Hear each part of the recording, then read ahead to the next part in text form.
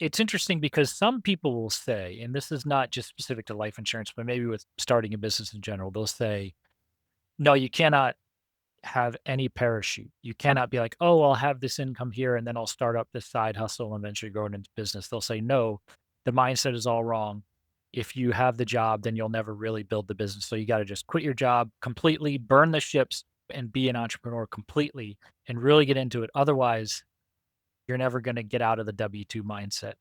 What would be your response? Because it sounds like you're kind of saying the opposite. So I understand when they say that you burn your boats and you can have more success. I agree. If you have a big consequence, you are more likely to take more action than without the consequence. That I totally agree with. We will do more when the pain arrives than we will knowing the pain exists before it arrives. So I understand that. But you can have the same outcome, or you can have the same type of result. Like if somebody came with me in a job, I wouldn't say quit your job, but I could right now create the same pain that gets them to take action without them quitting their job. Yeah, and I think to your point, the challenge I have with it is that it's hard to build your business the right way if you don't have something to live off of. Because building a business Oh is yeah, a yeah, for sure. it's a long-term strategy. And if you need to pay the bills tomorrow, starting a business is not going to do that. Not unless you're in a very unusual circumstance. Some people are, right? We could talk about people who are successful in the business basically because they cheated. I say cheated in quotes. They had some leg up Yeah, that they didn't really develop much skills. They just got lucky or someone handed them the business or they lucked into a source of leads or what have you. that And some of happens a them are lot. honest enough to admit it. Some of them are honest enough to admit it. I know a guy who's an RVP now at an insurance company, and he admitted that the reason why he was successful was he lucked into a very natural, easy source of leads. Um, but yeah, you can tell the difference Mhm. because some of these guys who appear to be business owners or entrepreneurs, I know I'm rambling a bit, are actually mid-level managers in disguise. Because when you talk to them, it's clear they've never acquired a customer. They Yeah, don't know if they've gotten customers, it's through right, referrals. It's yeah, not something where they really had to go and build it from right, scratch. right. And so when you talk to them, it's clear that yeah, they do own a business technically, but they're not really a business owner. They didn't really build it. And those people will be the first to be shaken out if there's Mhm, some negative hit to the economy or their business. They won't know what to do mhm. because someone else built it. You bring up a really good point. And in the industry, how everything is designed is they'll take top performers and have the top performers train because they're a top performer. Mhm. I always disagreed.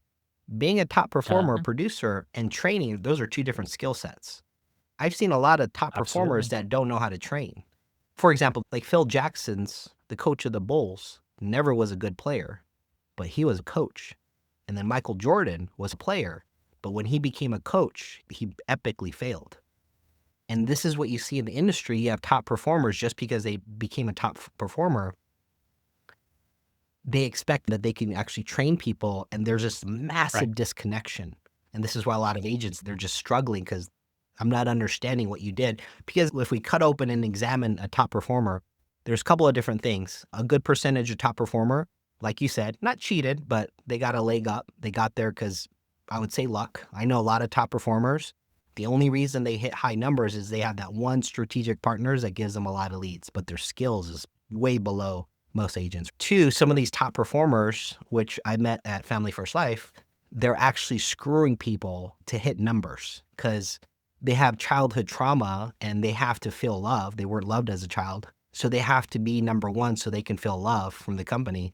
And so strongly that they are consistently screwing people and doing things that if you found out what they were doing, you'd understand why they're the top. And so top performers are interesting dynamic. Not all are truly top performers. Some are pretty fraudulent. Hate to say it. I've seen it with my own eyes, and I've been around these top Yeah. Oh, yeah. performers and just like, wow, it shocked me. And I believed in them until I found out what they did to get there. And I thought, this is all made up, most of it. Yeah. And this is not specific to this industry. I remember talking about this with other people. It's interesting. You might disagree with me on this, but when I rub shoulders with the most successful people in the world in any industry, I'm always really creeped out, and I just say, "I do not wanna be these people." If I have to be this person to be successful, I don't want it. I want nothing to do with it. I'd rather be poor.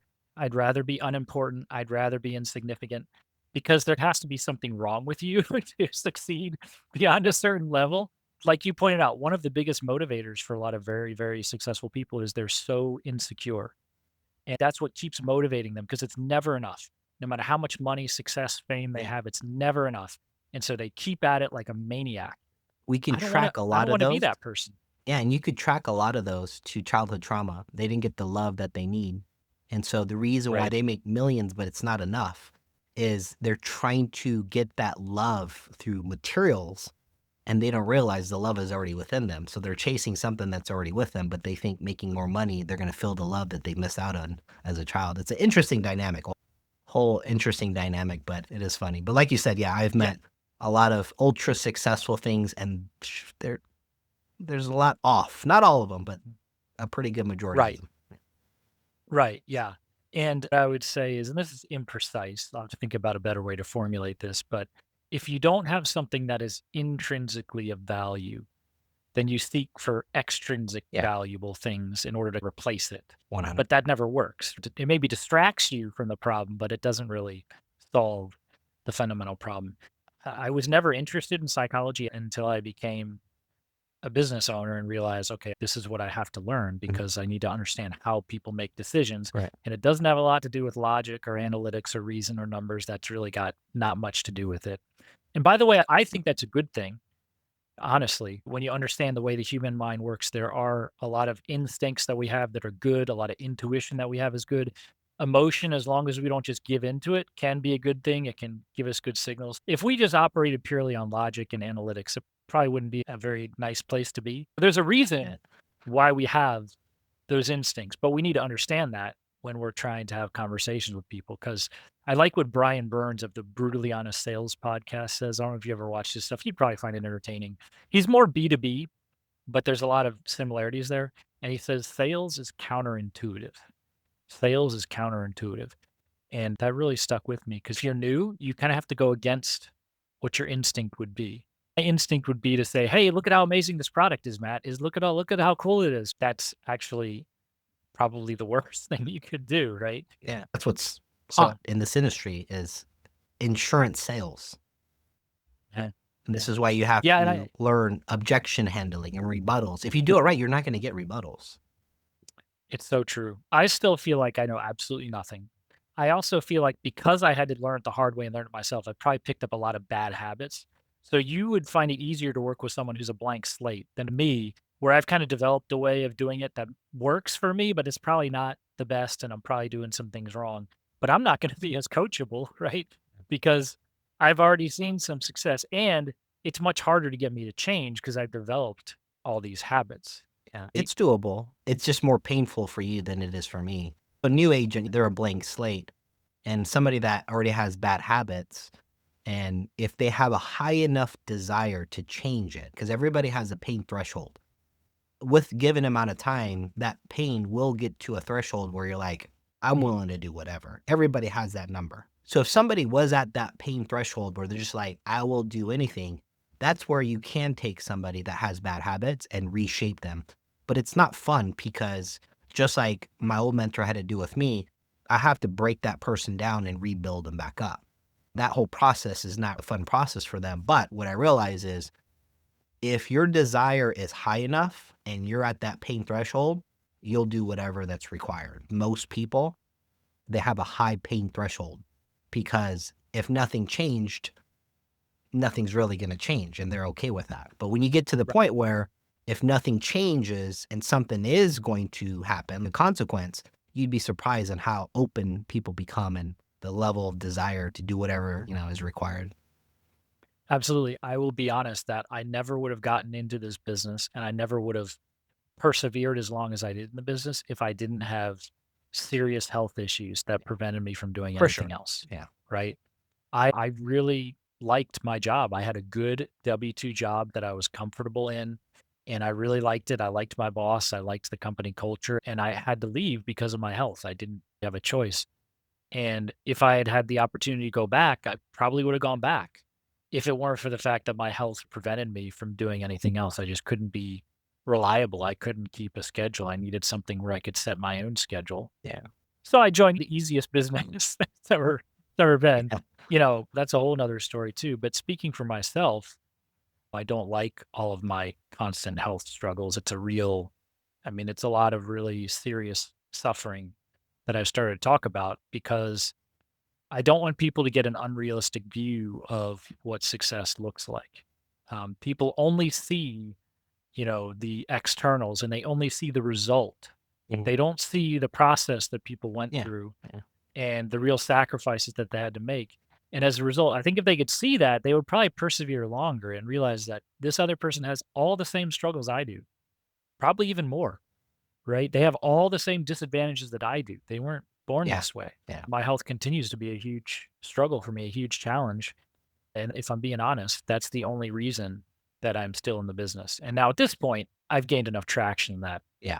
I'm not going to leave the business at this point, For sure. but I wouldn't have persevered like I did if I had another option. And that's just me being honest, which you won't get a lot of honesty Yeah. on social media.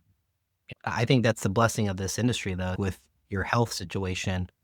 It probably would be hard staying at a job and demanding the time and the schedule. And here you have an opportunity, you can build your own schedule. Yeah, it's going to be a little bit tougher, but that freedom is priceless for you to be able to do whatever you want to do when you have to do it.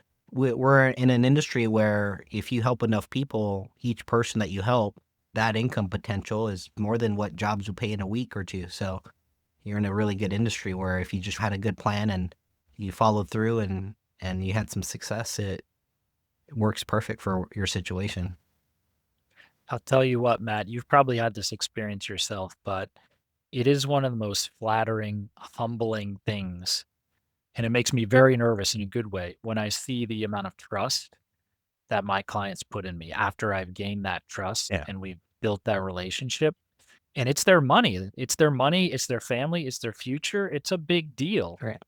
And to see the amount of trust they place in me is extremely humbling. And it just reminds me the responsibility Yeah. that I feel is tremendous, which is why I'm so happy that I'm not putting anyone's money at risk. I'm Yeah. doing the opposite. Yeah.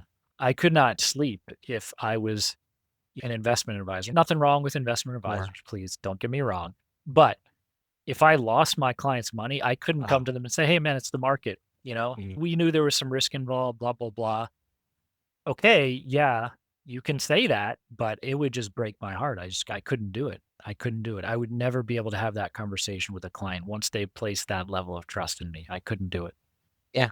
Yeah. All the agents that are selling IULs right now, I think most of them don't even care. They'll be out of the industry within 10 years, but the ones that stick around, they are going to face that day when their client calls them and say, "Hey, I'm 65 or I'm 70 and you said that I could pull out 40,000 a year? How does the math work on that?" And that day is coming. The word I've used, and I think maybe I heard you use it, the number one thing I would say that separates the successful agents from the unsuccessful ones is just perseverance. A lot of it is just perseverance. And I'll be honest, and the only reason I stayed in is because I was forced to, but don't feel like you're a failure if you make no money in year one. That's par for the course, especially if you're someone like me who no one brought me into the business. I had to figure everything out on my own. I got nothing, no leg up. I got a lot of people trying to beat me down, Yeah. right? There's the other dirty little secret, Matt. And this is not unique to life insurance or the financial industry, but most people do not want you to succeed. Yeah. Most people do not want you to succeed. They want to cut you down. Yeah, for sure. They really don't want you to succeed. Even people who might pretend to be your friends, people who might even be related to you, they really don't want you to succeed. They really don't. That's something that you will realize and and that might help when you come across these negatives and people trying to tear you down. Just understand it comes from envy. It's not necessarily because you're doing something wrong. It's because they don't want you to succeed. Yeah, let's talk about that. I have a complete understanding of that. I expect it and I'm okay with it. Meaning, if somebody tries to cut me down, I'm totally okay with it. I don't have any ill will. I just understand that the reason why they have that need to cut me down, it's because I'm just a mirror and showing them a reflection of a side of them that experienced trauma when they're young and they're just living that out as an adult. most adults are living out their 7-year-old self and all the trauma that they had as a child. They're just living it out as an adult. Understanding that, I don't get mad anymore when people do some dumb stuff. I just understand that they're ignorant and they don't understand what I know as far as why you do what you do. You're just acting out, just things, how you grew up, your childhood, what you experienced. You're just acting it out, and you probably haven't got therapy, you haven't got help, you haven't got any healing. I'm more forgiving and understanding where I was not before, but I've learned to be. I haven't gotten there. I Yeah, haven't gotten there it's yet. it's Hopefully, hard, I it's will. hard, Hopefully, I and will. I slip up But I sometimes. think well, I think what helps me is I am able more and more to see myself in those people Yeah, okay. and realize Mm, I at least have the same tendencies, even right, if I don't act. Hopefully, I've grown up and matured enough to right. not act on them. Mhm, But that would be me. If I had had their experiences, I might mhm. even be worse. I don't Yep. know. And realize that I love the word you use, mirrors. Mm, Oftentimes, when we get upset at something, mhm, a person, an event, whatever, it's because it's a mirror. mhm. What we're really getting upset at is some flaw, some hurt, some pain in ourselves that needs to Yeah, be addressed. yeah. And it's not easy and it's not pleasant, but if you're able to fix that interior pain, then the exterior stimuli don't bother you as For much. sure. You won't get so upset over them. And I'll freely acknowledge that one of the reasons why I struggle with that a lot now is because all these health challenges constantly put me in a very vulnerable emotional mental state. And so things that would have been minor nuisances when I was healthy are now major problems that make me really upset, Right. right? Because you know how it is when one spouse does some minor little thing and the other spouse just explodes. You know, they're not getting upset over that Yeah, little thing. That's not what it's about. It's right, about the years of other things right. built up. Yeah. It's the same thing with me when maybe I'm not as patient with the trolls as I should be. I'm probably not really angry at the troll. It's other things that are going on, and I'm letting him drag me down to Mhm. his level, which is what he wants, right? Yeah, He wants to pick a fight, and I'm giving him what he wants. yeah. Instead of rising above and just seeing him with charity and humility and recognizing that the reason he's doing what he does is because he's the one with the problem, not me, Oh, right? yeah, 100%. Everybody that comes into your life, they're just a mirror that allows you to see yourself as a reflection. When you get a troll, you are a mirror. They saw a reflection of them where there's a sense of lack in their life. And it usually comes back to love. Most of the stuff that we study, we can drill it all the way down to lack of love from their mom, their dad, somebody when there was a child.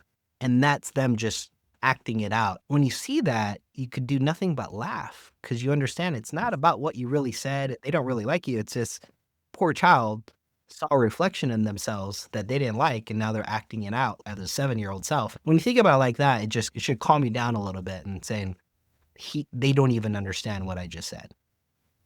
Right, right, They're not and they even at don't that level. understand yeah, and they don't understand themselves, which is true of all of us too. I agree with you, I'm trying to get to that point. I definitely would say I've developed a thicker skin since joining this business, that's for sure. That's gotten better.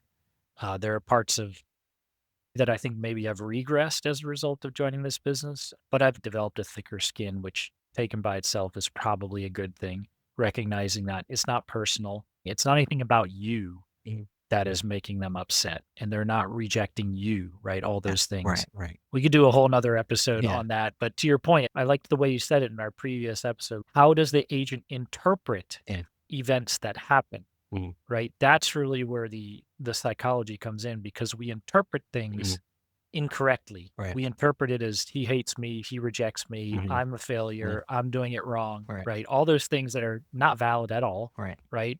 Or even, I liked someone was talking about this where you're trying to get in touch with someone and they don't respond. And you immediately start telling yourself all these stories about he hates me, Yeah, blah, blah, blah, all this stuff that yeah. is based on no evidence whatsoever, Right, right. right? For all you know, they are dealing with a serious tragedy in the family, and that's Mhm. why they're not responding. It's got nothing Right, to do with you. right. That was a lot, Matt. This was a lot of good psychology at the end. Is there anything you want to leave our audience with in closing? If you're an agent and you wanna succeed, there's a couple of things that I would look at. When I coach agents, there's some things that I notice where there's a deficit, and some things that agents need to get clarity on that's holding them back. And there's two components. So first, a lot of agents have not really sat down to figure out what their values are. If you don't understand what you stand for, you'll fall for anything, meaning you'll end up at companies doing things that you don't actually agree with, and you'll do things that you feel like is not in alignment with what's, your values and with integrity. I think you need to get super clear on your values, meaning what's right, what's not right for you. Impact over income or service over sales, transparency over tactics. What are your principles? Agents need to get clear on that first. Once you get clear on that and ask yourself, is your company, the way they do things, the way they approach clients, are they in alignment with your values? That's step one. Two is gauging your belief level. Most agents don't succeed because they don't have enough belief. Without belief, you're just not going to succeed. So what are you doing to increase your belief? And I'll get to that here in a moment.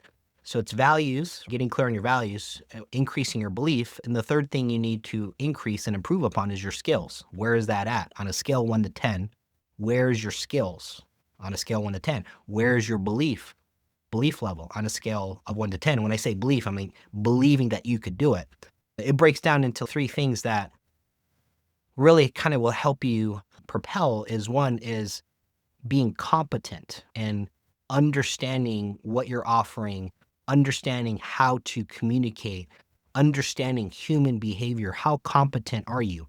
If you're getting trained by a company and they're not teaching you to become more competent, you're in the wrong place. And I don't mean reading a script and knowing the rebuttals. That is the wrong competence. I'm not talking about that.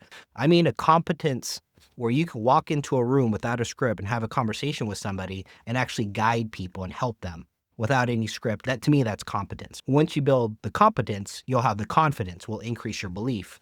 You must have conviction. A lot of agents don't have their own policies and they don't have conviction because they haven't even helped anybody, because they're just sitting around waiting on something. They're just consumed on training. I want to learn more. I want to watch more videos. I want to read more books. And you're not going to get the conviction until you help people and understand how you can help people. Whatever you need to explore to get the right perspective to increase your conviction, that's required. You need competence, confidence, and conviction if you really want to propel in this industry. If you're also listening, if you guys want some free help, go to agentasset.com. It's going to launch, I'd say probably in October, but you could sign up for the waiting list. And I'm just giving nothing but free value. It doesn't matter what company you're with. It's just a free community. My goal is to reverse the 90% failure rate in this industry. And that is what the community is about. I'm dumping everything that I've learned over the last decade in there for you guys to take it, pick it apart, use what you want to use. But I really feel like we can drop that number from 90%. I think we could drop it below 50%, but that's the mission that I'm on. And hopefully I'll see you guys in there. Excellent. Matt Seibert, thanks so much for your time. We look forward to the next one. Sounds good. Let's do it.